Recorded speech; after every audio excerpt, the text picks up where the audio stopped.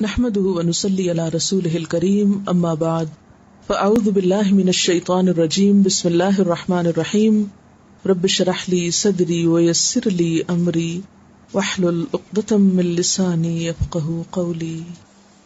سبق number 27 to 29.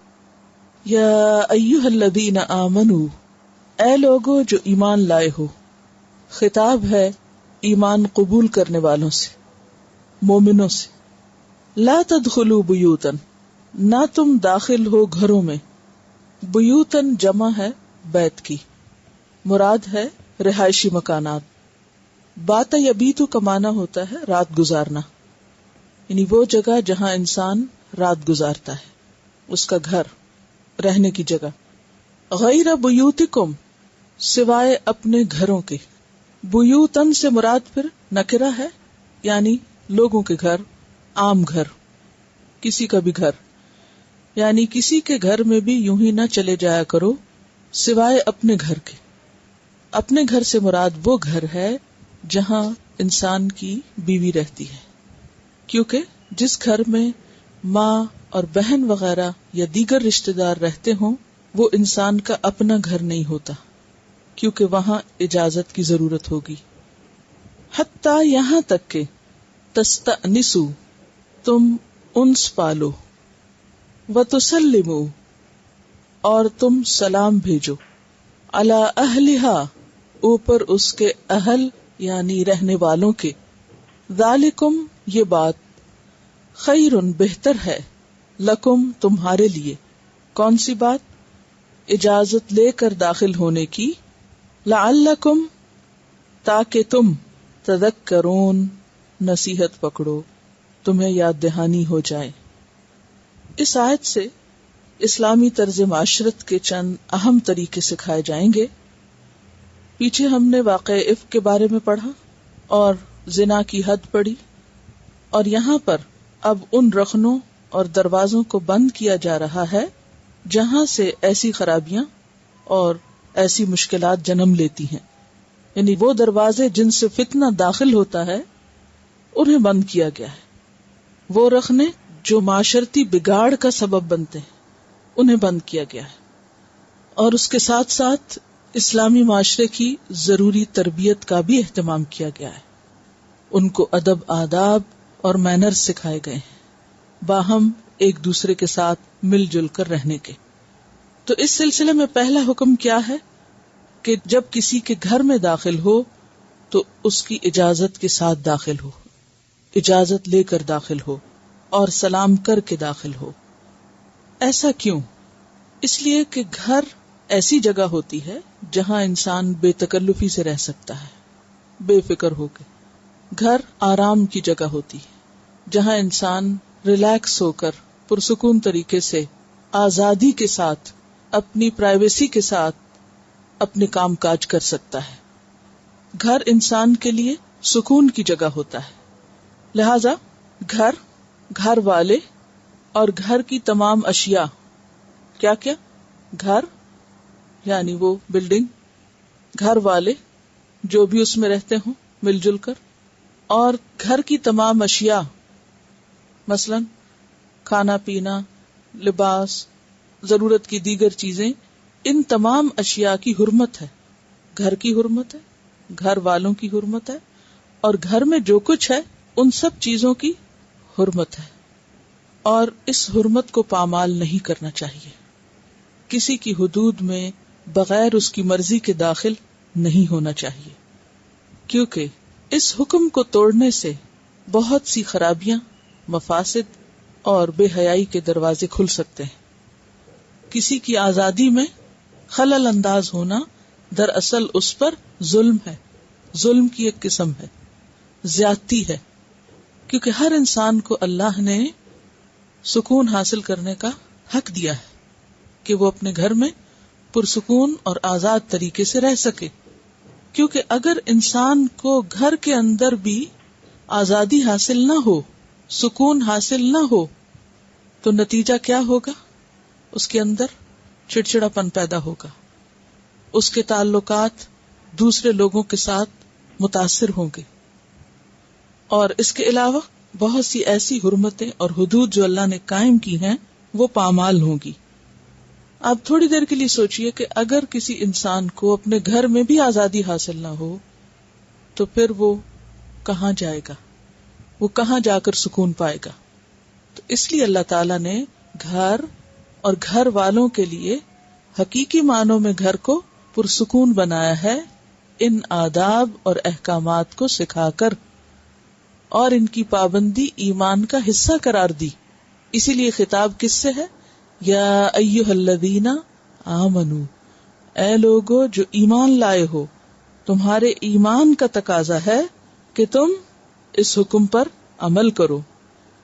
ایک روایت میں آتا ہے کہ انصار کی ایک خاتون بارگاہ رسالت میں حاضر ہوئی, عرض کیا یا رسول اللہ صلی اللہ علیہ وسلم, بعض اوقات میں گھر میں ایسی حالت میں ہوتی ہوں کہ میں نہیں چاہتی کہ مجھے کوئی اس حالت میں دیکھے. یعنی ایک خاتون نے آ کر آپ صلی اللہ علیہ وسلم سے کہا کہ میں ایسی حالت میں ہوتی ہوں کہ میں نہیں چاہتی کہ مجھے کوئی اس حالت میں دیکھے. کبھی میرے والد آ جاتے ہیں اور کبھی کوئی اور مرد اہل خانہ میں سے آ جاتا ہے, تو میرے لیے کیا حکم ہے, میں کیا کروں؟ تو اس پر یہ آیت نازل ہوئی, اور اس میں کیا سکھایا گیا کہ خواہ باپ بھی گھر میں داخل ہو یا بھائی بھی داخل ہو تو اجازت لے کر داخل ہو. حتیٰ کہ آیت نمبر 59 میں یہاں تک پتہ چلتا ہے کہ گھر کے اندر بھی مخصوص اوقات میں اگر ایک کمرے سے دوسرے کمرے میں جانا ہو, یعنی ماں باپ کے کمرے میں بھی داخل ہونا ہو, تو بھی بچے اجازت لے کر جائیں, تاکہ وہ کوئی ایسی چیز نہ دیکھیں جس سے ان کے ذہن میں بگاڑ پیدا ہو اور ان کے اندر والدین کی حرمت کم ہو, اور پھر وہ اس بگاڑ کو لے کر معاشرے کے اندر بگاڑ پیدا کریں. تو اس لیے کیا فرمایا کہ یا ایھا الذین آمنوا لا تدخلوا بیوتا غیر بیوتکم حتی تستأنسوا وتسلموا علی اہلہا. تو یہاں واضح طور پر طریقہ بتایا گیا ہے کہ جب تم گھر میں داخل ہو تو سب سے پہلے کیا کرو؟ تستأنسوا, استیناس حاصل کرو, انس حاصل کرو. تستأنسوا کا لفظ انس سے ہے, اور انس کس کو کہتے ہیں؟ مانوس ہونے کو. اس کا اپوزٹ کیا ہوتا ہے؟ وحشت. انس کا اپوزٹ کیا ہے؟ وحشت. یعنی جب گھر میں داخل ہو تو دوسروں کے لیے باعث وحشت نہیں بنو, وحشت پیدا نہیں کرو, بلکہ کیا کرو؟ انس حاصل کرو, خود کو گھر والوں سے مانوس کرو. آنس کا لفظ قرآن پاک میں ایک اور جگہ بھی آیا ہے, انی آنست نارا, موسیٰ علیہ السلام نے کہا تھا کہ میں نے آگ پائی ہے, یعنی مجھے محسوس ہوئی ہے کہ فلاں جگہ آگ ہے, یعنی آگ سے میرا تعارف ہوا ہے. تو کسی بھی چیز سے ایک تعلق کا پیدا ہونا اور اس کا احساس کرنا, اسے محسوس کرنا, انس حاصل کرنا, یہ اس کے معنوں میں آتا ہے. مراد اس سے کیا ہے؟ ایک معنی تو اس کا اجازت لیا گیا ہے کہ اجازت لو. حتی تستأنسوا کا مطلب کیا ہے؟ حتی تستأذنوا. ایک ترجمہ یہ کیا گیا کہ تم صاحب خانہ سے پہلے اجازت لو, اس کو اطلاع دو. اب اجازت لینے کا مطلب کیا ہے کہ مثلاً اپوائنٹمنٹ لو, اگر غیر ہو, جو تو اس گھر کے افراد ہیں جیسے باپ ہے, بھائی ہے, ان کے لیے استیناس میں وقت مقرر کرنے کی بات نہیں آتی. لیکن اگر کوئی اجنبی ہے تو کسی دوسرے کے گھر میں, خواہ وہ رشتہ داری کیوں نہ ہو, بغیر اطلاع کے اور بغیر اجازت کے مت آئیں. یعنی وقت مقرر کریں, اطلاع دیں اور اجازت لیں. اجازت لینے کے دو طریقے ہو سکتے ہیں. ایک تو قبل از وقت اجازت لی جائے, یعنی ٹائم مقرر کر کے دوسرے کے گھر میں یعنی اپوائنٹمنٹ لی جائے, اور دوسرا کیا ہے کہ گھر کے قریب پہنچ کر اجازت لی جائے, جیسے بیل کی جائے یا کارڈ بھیجا جائے اندر, یا پھر یہ کہ کوئی ایسی آواز منہ سے نکالی جائے کہ جس سے گھر والے مانوس ہوں, آواز سے پہچان جائیں, دوسرے کی پریزنس محسوس کریں. ان اس کا کیا معنی؟ محسوس کرنا، پانا، جاننا، معلوم کرنا کہ گھر والوں کو معلوم ہو جائے کہ کون آیا ہے. اسی لیے ہم دیکھتے ہیں مسند احمد کی روایت میں صحابہ نے عرض کیا، یا رسول اللہ صلی اللہ علیہ وسلم، سلام کرنا تو ہم جانتے ہیں، یعنی جو اس آیت میں کہا گیا، لیکن یہ استیناس کیا ہے؟ اس کا کیا مطلب ہے جو سلام سے پہلے ہے؟ فرمایا الحمدللہ، اللہ اکبر، سبحان اللہ بلند آواز سے کہنا، کھنکھارنا، یعنی دوسرے کو داخل ہونے سے پہلے پتہ چلے کہ کون ہے، تاکہ وہ پھر اگر اس خاص وقت میں کسی کا گھر میں داخل ہونا پسند کرے تو دوسرا داخل ہو، اور اگر وہ پسند نہ کرے تو پھر نہ داخل ہو. تو تستأنسو کا مطلب کیا ہے؟ استیزان، اور دوسرے استعلام عربی میں کہتے ہیں دوسرے کو معلوم کرانا، محسوس کرانا، یعنی دوسرے کو پتا چلوانا کہ کون ہے، یعنی اپنا آپ دوسرے کو معلوم کروانا کہ اجازت لینے والا کون ہے. اور یاد رکھیے تستأنسو انس وحشت کا متضاد ہے، کہ آپ کا کسی کے گھر میں داخل ہونا اس کے لیے باعث خوف نہ ہو اور باعث وحشت نہ ہو، بلکہ کیا ہو؟ سکون کا باعث ہو، انس کا باعث ہو، اس کی خوشی اور رضامندی کا باعث ہو گھر والوں کی. حتی تستأنسوا وتسلموا علی اہلہا، اور دوسرا کیا کام کرو؟ سلام کرو علی اہلہا، اس کے رہنے والوں پر. یعنی جب اپنی آمد کی اطلاع دے دو، بیل کر دو، تو جو ہی آمنا سامنا ہوئے، دوسرا دروازہ کھول دے، تو پھر سب سے پہلا کام کیا کرو؟ سلام کرو. صفوان بن امیہ جب مسلمان ہوئے تو کلدہ بن حنبل کو آپ صلی اللہ علیہ وسلم کے پاس بھیجا. اس وقت آپ وادی کے اونچے حصے میں تھے. وہ اجازت اور سلام کے بغیر آ گئے وہاں، یعنی جن کو بھیجا گیا تھا. آپ نے فرمایا لوٹ جاؤ اور کہو السلام علیکم، کیا میں اندر آ سکتا ہوں؟ پھر داخل ہو. یعنی آپ نے اس کو واپس بھیجا کہ یہ طریقہ درست نہیں، بغیر اطلاع اور بغیر سلام کیے داخل ہونے کا. یہ ترمذی کی روایت ہے. پھر اسی طرح یہ ہے کہ سلام 3 بار تک کیا جا سکتا ہے. اگر ایک دفعہ کیا، دوسرے نے نہیں سنا، پھر دوسری بار، اور تیسری اور آخری بار اگر کوئی جواب نہیں دے رہا تو پھر کیا کرو؟ واپس آ جاؤ. ایک دفعہ آپ صلی اللہ علیہ وسلم کے پاس جابر بن عبداللہ آئے. وہ اپنے والد کے قرض کے سلسلے میں پریشان تھے. جب آپ کے پاس آئے تو انہوں نے آ کر دروازہ نوک کیا. آپ نے پوچھا کون ہے؟ تو کہنے لگے انا، میں ہوں. تو آپ نے ناراضگی سے کہا انا. بس کہ یہ کیا بات ہے، اپنا نام کیوں نہیں بتاتے؟ انا کا کیا مطلب ہے کہ میں. تو اس سے کیا پتہ چلتا ہے کہ اجازت لینے میں اور داخل ہونے میں اور انس حاصل کرنے میں اپنا نام بتانا اور کسی بھی طریقے سے جو بھی مناسب ہو اپنا تعارف کرانا ضروری ہے. پھر اسی طرح یہ بات بھی کہی گئی کہ جب کوئی شخص کسی کے گھر میں اجازت لے داخل ہونے کے لیے تو بالکل سامنے نہ کھڑا ہو، سائیڈ پر ہٹ کر کھڑا ہو.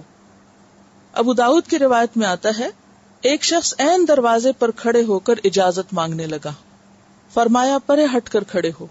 اجازت مانگنے کا حکم تو اس لیے ہے کہ نگاہ نہ پڑے. تو اس سے پتہ چلتا ہے کہ نہ صرف یہ کہ خود داخل ہونا منع ہے بغیر اجازت کے، بلکہ نگاہ داخل کرنا بھی منع ہے. حضرت انس کہتے ہیں ایک شخص نے آپ کے حجرے میں باہر سے جھانکا، یعنی ایسے ہی جاتے ہوئے اندر جھانک دیا. اس وقت آپ کے ہاتھ میں ایک تیر تھا. آپ اس کی طرف اس طرح بڑھے گویا کہ اس کے پیٹ میں اسے بھونک دیں گے اس تیر کو. یعنی آپ نے اتنا برا مانا اور اتنا یعنی بمشکل اپنے آپ کو روکا ایک طرح سے کہ اس کو وہیں ختم نہ کر دیں. یہ اتنا بڑا جرم ہے بغیر اجازت کسی کے گھر میں کسی کی پرائیویسی میں جھانکنا. اس قدر اللہ اور اس کے رسول کو ناراض کرنے والی بات ہے. بخاری اور مسلم کی روایت میں آتا ہے اگر کوئی شخص تیرے گھر میں جھانکے اور تو ایک کنکری مار کر اس کی آنکھ پھوڑ دے تو تجھ پر کوئی گناہ نہیں. یعنی اگر کوئی شخص تمہارے گھر میں جھانکے، چاہے اوپر سے، چاہے شیشے سے، چاہے دروازے سے، چاہے کسی بھی اور طریقے سے، تو اس سے آپ اس حکم کی شدت کا اندازہ لگا سکتے ہیں کہ اسلام اس معاملے میں کتنا سخت ہے. کسی کی پرائیویسی کو پامال کرنا اور کسی کے گھر میں بغیر اجازت داخل ہونا کتنا بڑا جرم ہے، معمولی بات نہیں. کسی کے گھر میں داخل ہونا تو دور کی بات، کسی کے خط پہ نظر ڈالنا، جیسے میں نے کہا نا، گھر والے اور گھر کی چیزیں، یعنی جو بھی انسان کی بلانگنگز ہیں، پوزیشنز ہیں، ان کی بھی حرمت ہے. آپ یہ نہیں کر سکتے کہ کسی نے آپ کو اندر آنے کی اجازت دی، آپ اندر آ گئے، وہ آپ کو بٹھا کر کسی اور کام گئے، مثلا کوئی چائے پانی کا انتظام کرنے، اور آپ فارغ بیٹھے تھے، دیکھا کہ وہ سامنے کوئی ڈائری رکھی ہوئی ہے، تو گھر والے کی غیر موجودگی میں اس کی ڈائری کھولی اور پڑھنا شروع کر دیا. یا وہاں کوئی خط رکھا ہوا تھا، بازو کا ایسا ہوتا ہے نا کہ انسان کوئی کام کر رہا ہوتا ہے، اتنے میں کوئی دروازے پہ آتا ہے، انسان رکھ کے جا کے دروازہ کھولتا ہے، اسے بٹھا کے خود کچھ کھانے پینے کو لاتا ہے، اتنی دیر میں دوسرا شخص بغیر اجازت آ کے کوئی چیز اٹھا کے پڑھنا شروع کر دے، تو یہ بھی بہت سخت جرم ہے.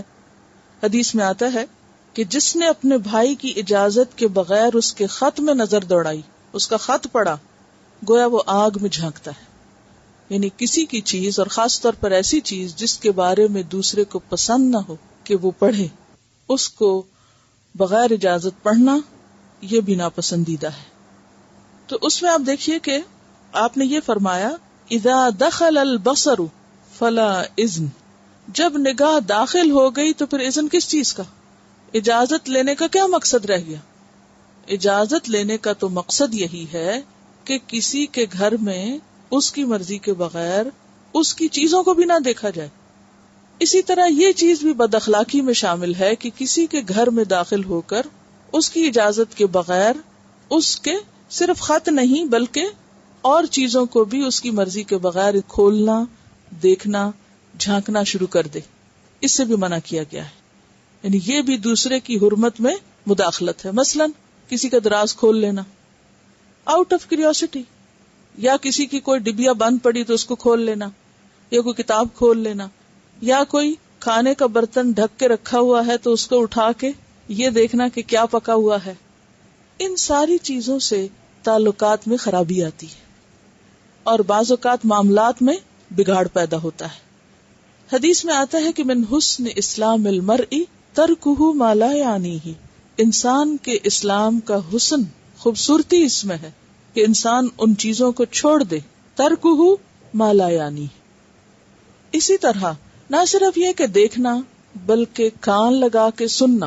مثلا آپ کسی کے گھر پہنچتے ہیں بغیر اطلاع، دروازہ بند ہے، آپ بیل کرتے ہیں، نہیں جواب آتا، پھر کرتے ہیں، تیسری دفعہ کرتے ہیں، اور پھر آپ کو اندر سے لڑائی جھگڑے کی آوازیں سنائی دیتی ہیں. کیونکہ گھر ہے، انسان رہتے ہیں اور ان کے درمیان کچھ بھی ہو سکتا ہے. بعض اوقات بچوں کے درمیان جھگڑا ہو جاتا ہے، بعض اوقات بڑوں کے درمیان ہو سکتا ہے. It's normal.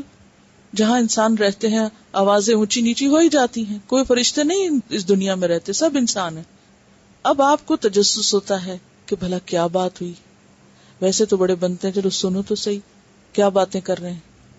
اور اس وقت انسان داخل نہیں ہوا، ویسے وہ کھڑا ہے شرافت سے، مگر کان پورا لگا ہوا ہے کہ اندر ہو کیا رہا ہے. تو یہ بھی غلط ہے. یعنی سو لینا یا ٹو لگانا، جھانکنا یا کسی بھی طریقے سے گھر کے اندر کے راز معلوم کرنا یہ درست نہیں. تو فرمایا کہ یا ایھا الذین آمنوا لا تدخلوا بیوتا غیر بیوتکم حتی تستأنسوا وتسلموا علی اہلہا. غیر بیوتکم یعنی اپنا گھر وہ ہے جس میں اس کی بیوی رہتی ہو. جس گھر میں بیوی کے علاوہ اور لوگ رہتے ہوں اس کا حکم بھی غیروں کے گھر کی طرح ہی ہو جاتا ہے. اور اس کے بارے میں حدیث آتی ہے کہ ایک شخص نے آپ صلی اللہ علیہ وسلم سے پوچھا، کیا میں اپنی ماں کے پاس جاتے وقت بھی اجازت طلب کروں؟ یعنی ماں کا گھر ہے اور اس میں جا رہا ہوں، پھر بھی دروازہ ناک کروں، پھر بھی اجازت لے کے اندر جاؤں، اور یہ سارے ادب آداب، سلام کرنا اور یہ سب اس میں بھی ہوگا؟ اور اس نے یہ بھی کہا کہ میرے سوا ان کی خدمت کرنے والا اور کوئی نہیں، یعنی مجھے ان کو لک آفٹر کرنا ہے. کیا ہر بار جب میں ان کے پاس جاؤں تو اجازت مانگوں؟ فرمایا اتحب ان تراها عریانا، کیا تم پسند کرتے ہو کہ اپنی ماں کو برہنہ دیکھو؟ ہو سکتا ہے کہ لباس باریک ہو سکتا ہے کہ کپڑا ہٹا ہوا ہو، یا یعنی بعض اوقات انسان اکیلا گھر میں ہو تو بے فکر ہوتا ہے ہر چیز سے. تو کیا تم یہ پسند کرو گے کہ تم چاہے اچانک ہی تمہاری نگاہ اندر پڑے، پھر بھی کیا تم چاہو گے تم عریاں دیکھو اس کو؟ عبداللہ بن مسعود کہتے ہیں کہ اپنی ماں بہنوں کے پاس بھی جاؤ تو اجازت لے کر جاؤ، یعنی بہن کا گھر ہے، بھائی کا گھر ہے، خالہ ماموں جو قریبی رشتہ دار ہوتے ہیں. ابن مسعود کی بیوی زینب کی روایت ہے کہ عبداللہ بن مسعود جب گھر میں آنے لگتے تو پہلے کوئی ایسی آواز دیتے جس سے معلوم ہو جائے کہ وہ آ رہے ہیں، یعنی مانوس کرتے گھر والوں کو، اچانک گھر میں نہ آ جاتے. اسی طرح آپ صلی اللہ علیہ وسلم جب کسی لشکر سے واپس آتے تو براہ راست لوگوں کو گھروں میں نہیں جانے دیتے، بلکہ وقفے کے ساتھ گھروں کو جاتے. لوگ پہلے مسجد جاتے سب، اور اس کی وجہ آپ نے یہ بتائی تاکہ گھر والے جو ہیں وہ اس کے لیے تیاری کر لیں، یعنی دوسرے کے آنے کا یا استقبال کا یا اس دوسرے کو ریسیو کرنے کا اہتمام کریں، خواہ ان کے شوہر ہی واپس لوٹے ہوں. صرف اس صورت میں اجازت لینے کی ضرورت نہیں جب کسی کے ہاں کوئی ایمرجنسی ہو جائے، خدا نخواستہ کہیں سے شعلے اٹھتے ہوئے نظر آئے، کہیں سے دھواں اٹھتا ہوا نظر آئے، تو صرف یہ صورت ایسی ہے کہ جس میں دوسرے کو مصیبت سے بچانے. اب دیکھیں اگر گھر میں کوئی بے ہوش ہو رہا ہے یا جل رہا ہے تو اب وہ اجازت دینے کی پوزیشن میں بھی نہیں. تو ایمرجنسی کی صورت ایسی ہو سکتی ہے کہ جس میں اجازت کی ضرورت نہیں. پھر اسی طرح آپ دیکھیے کہ اجازت کے جو الفاظ ہیں ان کو بھی مہذب بنایا گیا ہے. اجازت کے الفاظ کو بھی مہذب بنایا گیا ہے. اب دیکھیں ہمارے دین میں کتنی تمیز ہے. مثلا ایک شخص آپ صلی اللہ علیہ وسلم کے پاس آیا اور دروازے پر آ کے پکارنے لگا الجو، کیا میں گھس آؤں، میں گھس سکتا ہوں، یعنی لفظ کا فرق تھا. ادخلو کی بجائے اس نے کیا کہا، کیا میں گھس جاؤں؟ تو اس پر آپ صلی اللہ علیہ وسلم نے اپنی لونڈی سے کہا کہ یہ شخص اجازت مانگنے کا طریقہ نہیں جانتا، یعنی اس کو تمیز نہیں ہے. جاؤ اور اسے اٹھ کے بتاؤ کہ وہ کیسے کہے السلام علیکم ادخل، سلام کے بعد کیا میں داخل ہو جاؤں، کیا میں آ سکتا ہوں. پھر اسی طرح یہ ہے کہ حضرت عمر رضی اللہ تعالی عنہ کا طریقہ یہ تھا کہ جب وہ آپ کی خدمت میں حاضر ہوتے تو یوں بات کرتے السلام علیکہ یا رسول اللہ ایدخل عمر، کیونکہ آپ نے کیا چاہا کہ لوگ نام بتائیں. انا کو میں کو ناپسند کیا کہ السلام ہو آپ پر اللہ کے رسول صلی اللہ علیہ وسلم، کیا عمر داخل ہو سکتا ہے، عمر آ سکتا ہے اندر. پھر اسی طرح یہ ہے کہ 3 بار تک کی اجازت کا ذکر ہے. بس یہ نہیں کہ انسان جم کے کھڑا ہو جائے کسی کے دروازے پر اور دوسرے کو زچ کر دے کہ وہ ہر صورت اس کے لیے دروازہ کھولے. تو کیا کہا گیا کہ 3 دفعہ تک بس اجازت ہے، اور اس میں وقفے سے انسان کو 3 دفعہ نوک کرنا چاہیے، یا پھر یہ ہے کہ بیل کرنی چاہیے، یا جو بھی طریقہ مانوس کرنے کا.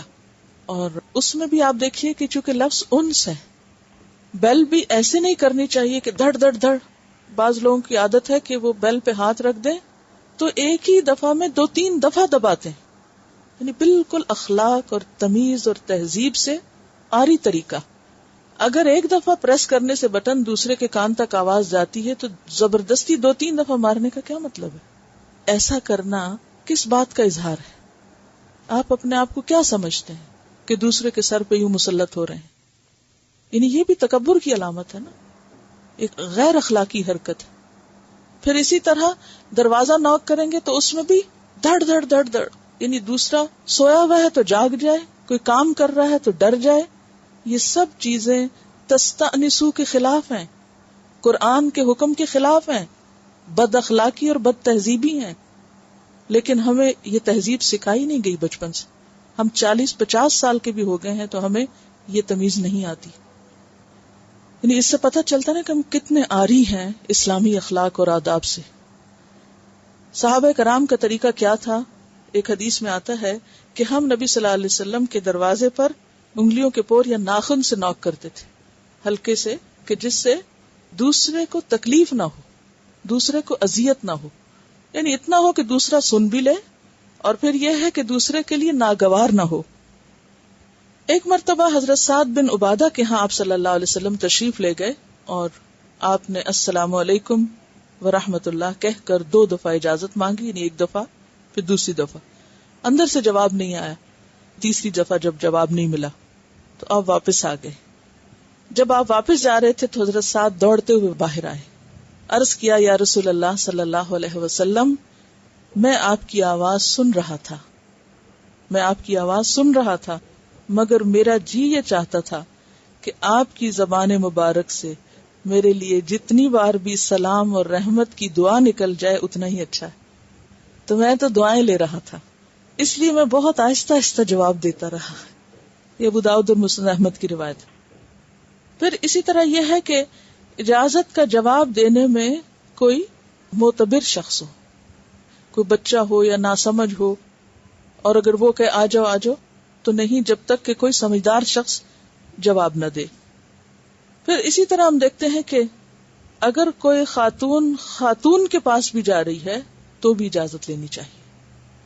مثلاً کسی گھر میں صرف عورت رہتی، بعض جگہ ایسا ہوتا ہے نا کہ مرد نہیں ہوتے یا مرد گئے ہوتے ہیں کام پر، یا یہ ہے کہ کسی دوسرے ملک یا شہر گئے ہوئے ہیں اور معلوم ہے کہ گھر میں صرف خاتون ہے اور جو وزٹر ہے وہ بھی خاتون ہے، تو ایسی صورت میں بھی اجازت لینی چاہیے. کیونکہ اجازت کی حکمت کیا ہے کہ گھر والے اور گھر کی چیزوں کی حرمت پامال نہ ہو، کسی کے لیے ہم باعث اذیت نہ ہو. حضرت ام ایاس کہتی ہیں، ایاس الف یہ الف سین، کہ ہم 4 عورتیں اکثر حضرت عائشہ کے پاس جاتی اور گھر میں داخل ہونے سے پہلے اجازت مانگتی. اور جیسے کہ آپ کو معلوم ہے کہ حضرت عائشہ بہت جلد بیوہ ہو گئی تھی، تو ظاہر ہے کہ ان کے حجرے میں ان کے ساتھ کوئی اور تو نہیں تھا. حضرت عائشہ ایک طرح سے اکیلی رہتی تھی، اگرچہ یہ بھی روایات میں آتا ہے کہ انہوں نے بہت سی یتیم بچے لے کر ان کو اڈاپٹ کیا تھا اور ان کی تربیت کی تھی. تو وہ کہتی ہیں کہ ہم اجازت لے کر اندر داخل ہوتی، اگر حضرت عائشہ اجازت دیتی تو ہم اندر جاتی ورنہ واپس آ جاتی. اور تفسیر فی ظلال القرآن میں سورۃ نور کی آیات استیزان کے حوالے سے یہ حدیث لکھی ہوئی ہے. یہ لکھتے ہیں کہ صحیح حدیث میں ہے کہ رسول اللہ صلی اللہ علیہ وسلم سے اس بات کی مخالفت آئی ہے کہ آدمی رات کو بلا اطلاع اپنے گھر چلا جائے.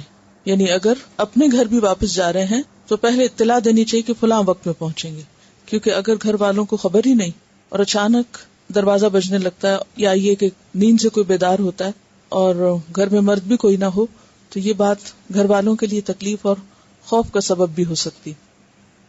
ایک اور روایت میں ہے کہ رات کو چوروں کی طرح یا گھر والوں کی چوری پکڑنے کے لیے چلا جائے.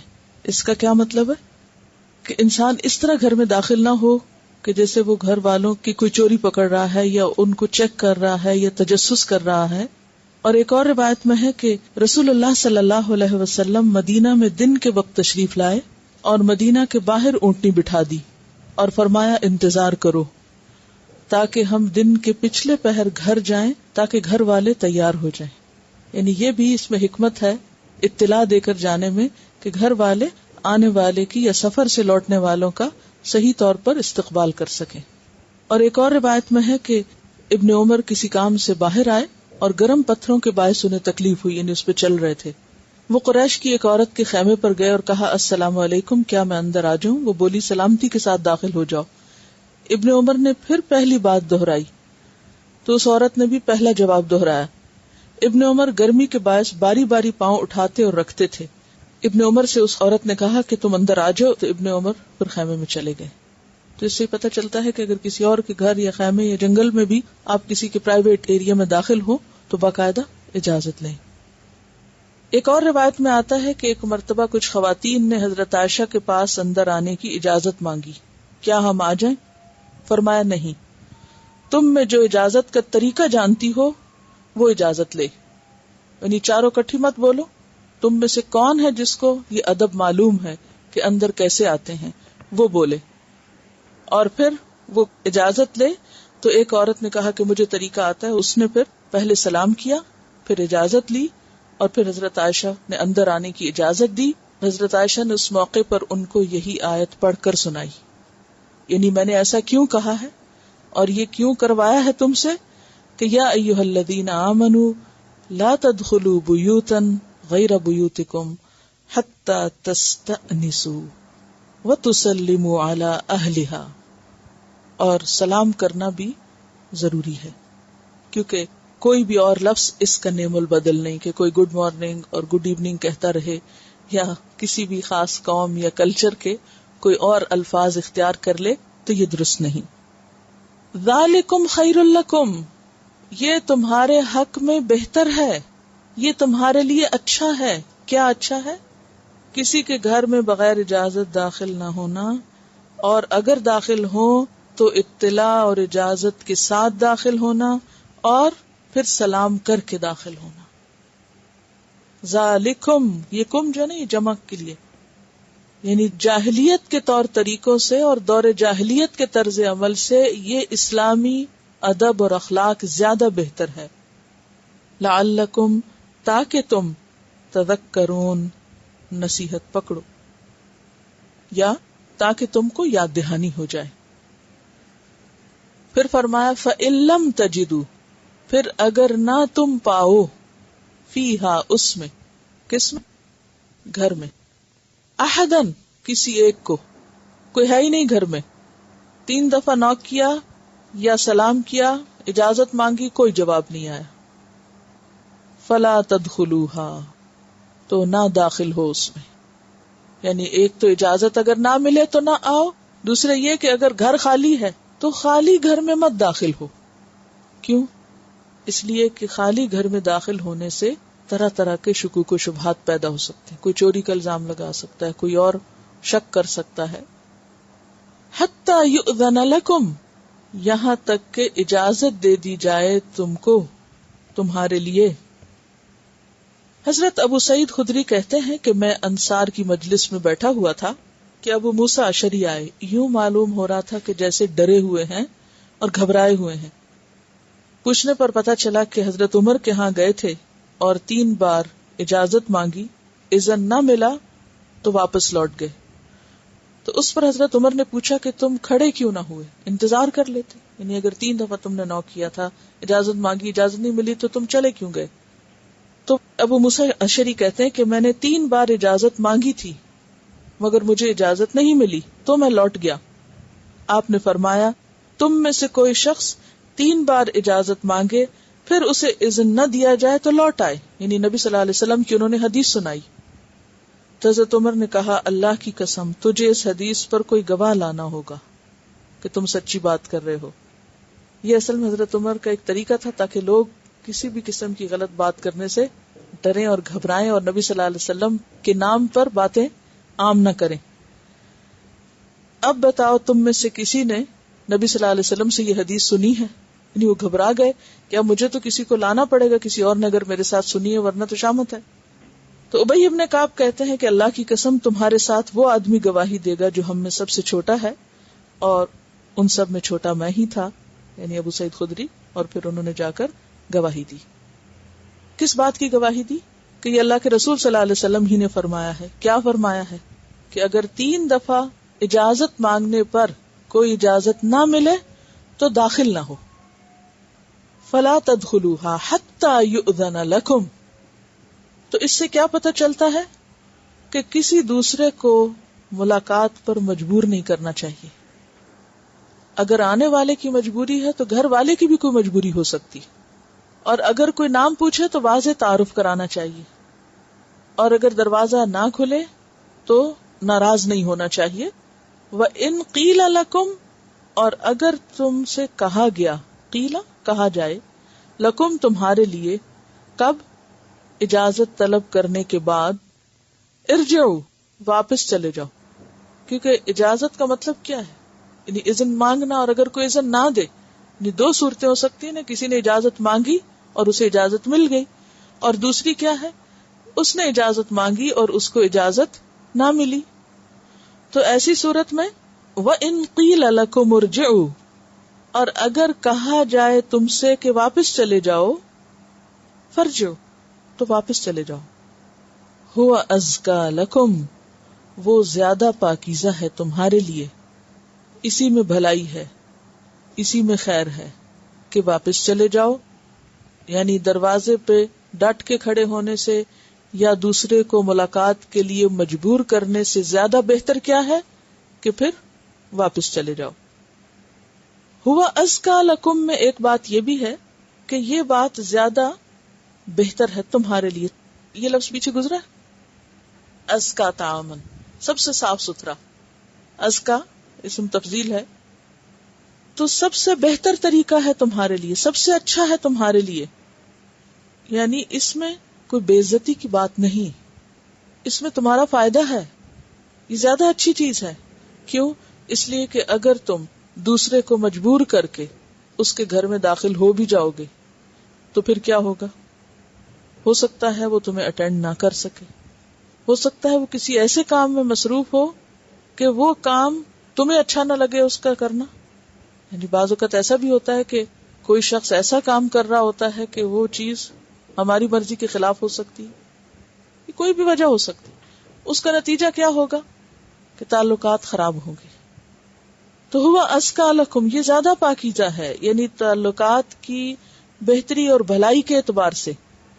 واللہ بما تعملون علیم، اور اللہ ساتھ اس کے جو تم عمل کرتے ہو خوب جاننے والا ہے. کہ تم کسی کے ہاں اجازت لے کے جاتے ہو یا بغیر اجازت کے، کسی کے ہاں جھانکتے ہو یا ٹو لگاتے ہو یا تجسس کرتے ہو، سب اس کو پتا ہے. اور بعض لوگ تو اچانک جاتے بھی اس لیے ہیں کہ پکڑیں دوسروں کو کہ بھلا وہ کر کیا رہے ہیں، تاکہ ان کے حالات جانیں، ان کے اندر کی خبر لیں، اندر کا حال معلوم کریں. اور بعض اوقات اس کے پیچھے سوائے فساد کے یا نیت کی خرابی کے اور کچھ نہیں ہوتا. تو واللہ بما تعملون علیم، اللہ سے تمہاری یہ حرکتیں، تمہارے یہ طریقے چھپے ہوئے نہیں ہیں، اور پھر وہ تمہیں تمہارے عمل اور تمہارے رویے کے مطابق جزا دے گا. لیس علیکم، نہیں ہے تم پر، جناح، کوئی گناہ. جناح کا لفظ جیم نون ہے سے ہے. جناح کا کیا مطلب ہوتا ہے؟ جناح کس کو کہتے ہیں؟ پر، ونگ. اور اس سے پھر لفظ نکلا ہے جناح، جھکنا، مائل ہونا. فَإِن جَنَحُوا لِلسَّلْمِ، کیا مطلب؟ فَإِن جَنَحُوا لِلسَّلْمِ، اگر وہ صلح کے لیے جھکیں، صلح کی طرف مائل ہو. اور والدین کے لیے جو آیت آئی اس میں آتا ہے وَخْفِضْ لَهُمَا جَنَاحَ الذُّلِّ مِنَ الرَّحْمَةِ، تو جناح کا معنی ہوتا ہے جھکنا.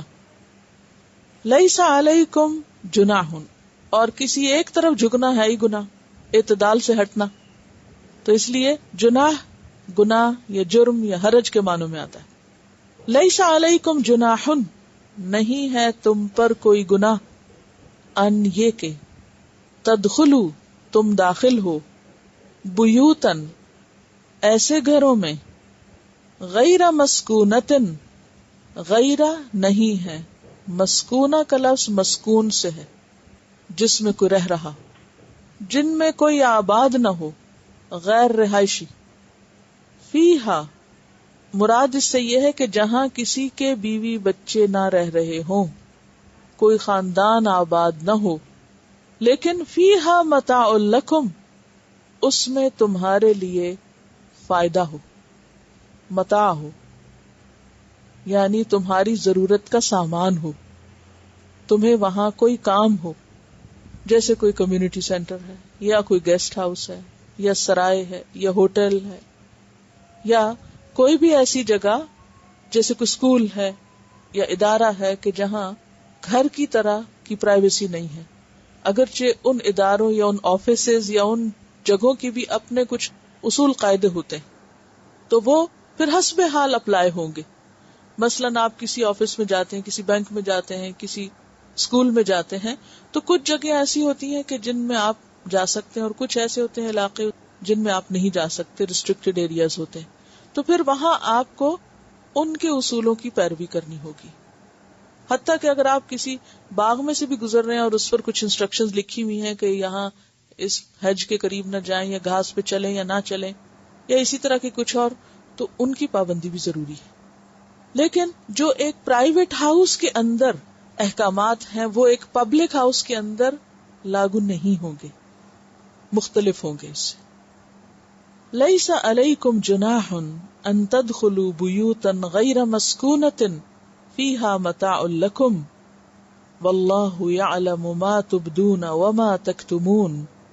اور اللہ جانتا ہے ما تبدون جو تم ظاہر کرتے ہو، وما تکتمون اور جو تم چھپاتے ہو، یعنی جن خیالات کا تم اظہار کرتے ہو اور جو تمہارے دلوں میں ہوتا ہے وہ سب اللہ کے علم میں ہے، اسے سب معلوم ہے. تو گویا یہ 3 آیات استیزان سے متعلق ہیں، اجازت کے قواعد اور قوانین سے متعلق. اور اس کا بھی بنیادی مقصد کیا ہے کہ معاشرے کے اندر سکون ہو، گھروں میں سکون ہو، انسانی تعلقات باہم اچھے ہوں، اور خاص طور پر ان فواحش اور خرابیوں کا سد باب ہو جو انسان کو بڑی مشکلات یا بڑی خرابی سے دوچار کرنے والی، یعنی سد ذرائع کے طور پر وہ رستے اور دروازے ہی بند کر دو جہاں سے کوئی خرابی اندر آتی ہے.